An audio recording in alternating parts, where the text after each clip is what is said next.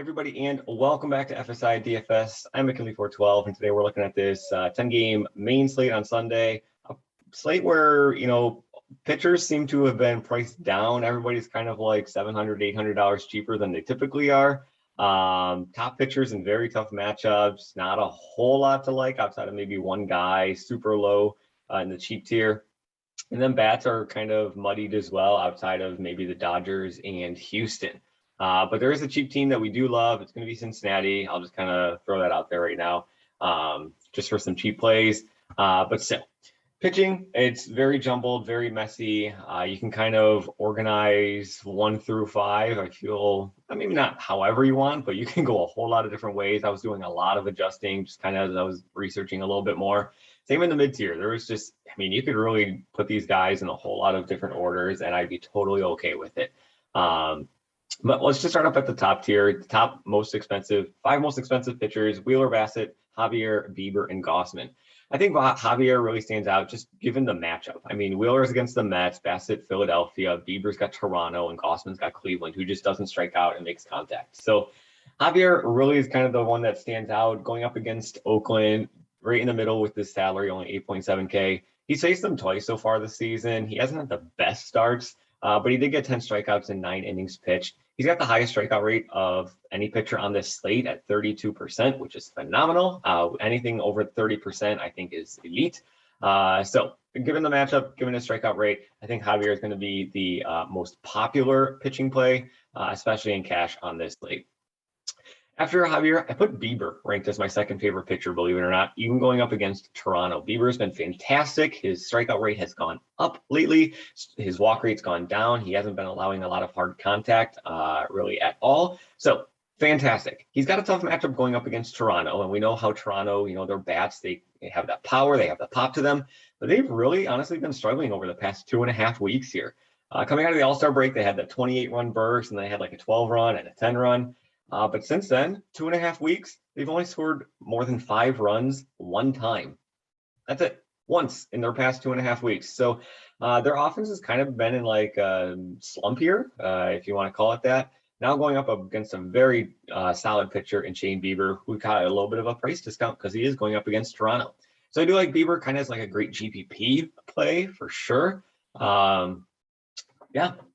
Bieber, and then Bassett, Wheeler, and Gausman kind of rounding things out. Bassett, he's been pitching very well as of late. Philly, their bats have not done well in New York this weekend. They face Scherzer and DeGrom, kind of makes sense. But I think Bassett, 9.6K, he's a fine play there going up against Philly. Wheeler's a little expensive at 9.9. So maybe you do want to put Gausman ahead of him, but Cleveland, they don't strike out a whole lot. They make a lot of contact, and Gausman, when he's not really striking guys out, he is allowing a lot of harder contact. He just allows a lot of hits as well. So that's why I have Gausman ranked below, just because Cleveland doesn't strike out a whole bunch. They get the ball in play, and Gausman, when he's not striking guys out, he can struggle quite a bit with the contact. Again, it's pretty jumbled up. So outside of Javier, if you want to rearrange these 4 in a different order, I'm probably be perfectly okay with that. I was doing a lot of adjusting as I was building myself. Going into the mid-tier, I'm fading Singer and Irvin going up against the Dodgers and Houston. I just don't have interest in that.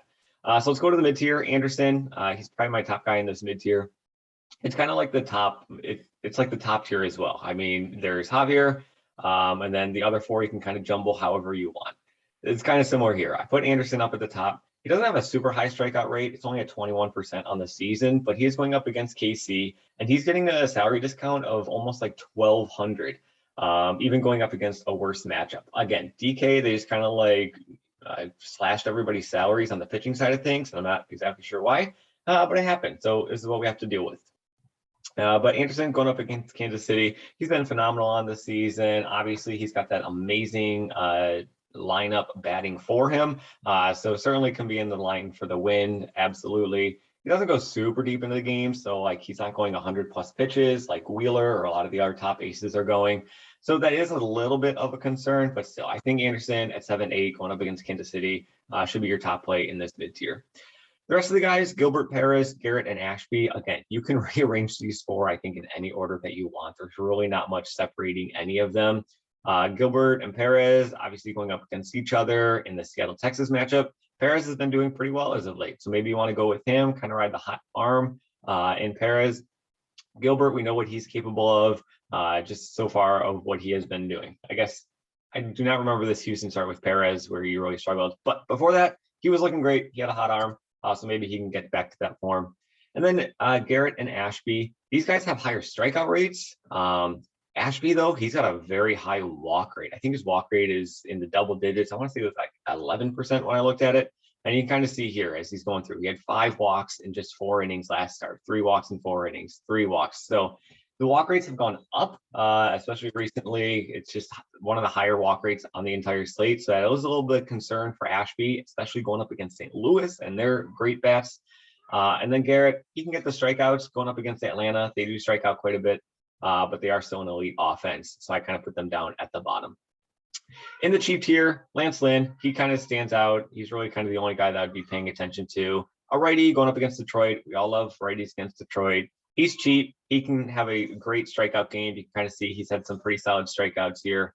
Not really walking guys lately. He just has to reduce the home run threat. But Detroit, they just do not have any power in their lineup at all. So I'm not concerned about Detroit throwing, 2, 3, 4 home runs on him today. Maybe they do. Maybe I'll have to eat my words there. But the lineup just does not have any power. They struggle mightily against righties. And Lance Lynn, if he can keep the ball in the park, he's going to be doing just fine. I could see him as a very popular play as an SP2. So you can kind of see where I already started. I put Jake Fraley in that 2000s min price. I already put him in there. Leading off for Cincinnati, going up against the Cubs. I think Cincinnati has 4 or 5 guys that are like min price. That could be in their starting lineup today. Fraley, he could be leading off though. So we love Fraley in this spot at 2K. He really opens up the salary even more than kind of what it already is. And you can guys see he's been swinging a pretty nice bat here. If you do want to go with another min price bat on the other side of that game for the Cubs, you have Madrigal. He could also be leading off, also be min price. And you kind of see here, he's been doing very well as well. One thing about Madrigal, with him leading off, he can get on base. He can also steal bases to kind of boost his DFS score. Chicago Cubs, believe it or not, I think they have the 3rd highest implied run total on the entire slate. It's close to 5. But check the weather on that game. I think the winds are blowing in, so maybe a little reduction to the home run power bats, but still. I mean, you throw in those 2 guys, you can throw in whoever you want. Even if you throw in Zach Wheeler off top with Javier, you're looking at 4.5, 4.6K remaining for the rest of your bats. So, I mean, you can pretty much jam in whoever you want. So let's go to Houston. We'll highlight Houston. We'll highlight the Dodgers because I think these are the top 2 offenses on the entire slate. First base, I mean, I'm probably going to be going Freddie Freeman. If you want to go down to Gurriel at 3.3K, he could be batting second for this Houston lineup. I think that's a great value there. Second base, I really want to play Jose Altuve, so it kind of makes me have to get off of Madrigal there. But Altuve's numbers against lefties are just silly. So I love him at 5.5K.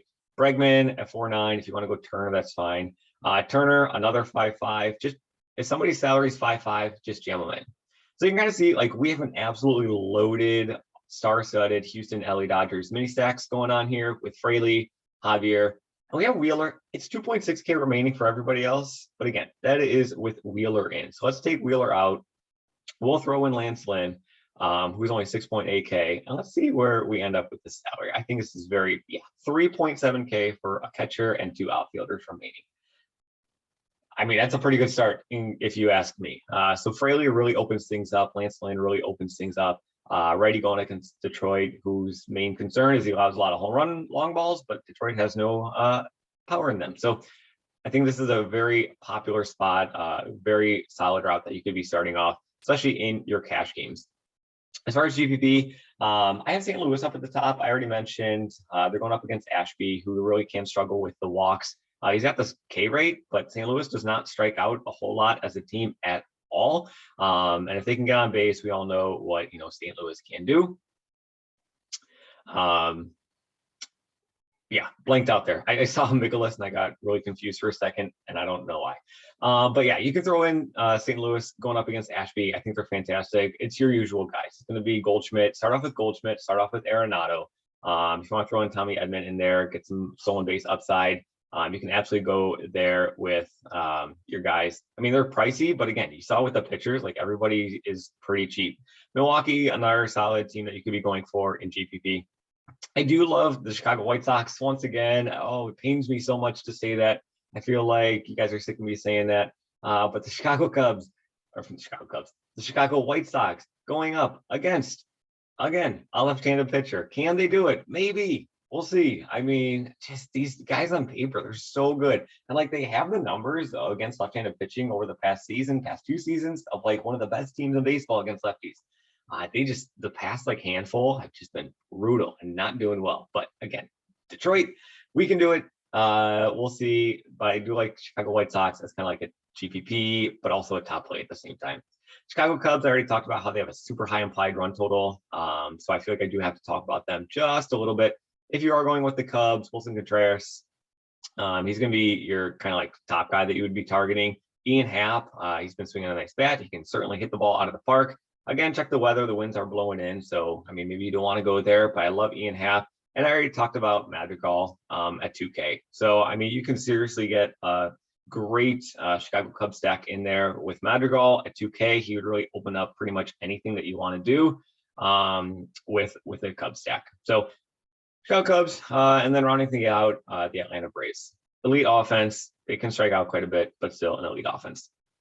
Cheap teams, Cincinnati, I already talked about how cheap they are. I want to say that, you know, almost half their lineup or half their starting lineup today is going to be min price or even cheaper. And then even like the more expensive guys like, Joey Votto at 3.9K, he's not going to be ruining your salary at all. I mean, their salary is not an issue, but you can already see how quickly they get to min price with this team. They're going up against Thompson. I mean, he's not a stud ace by any means. You know, he's not a gas can either.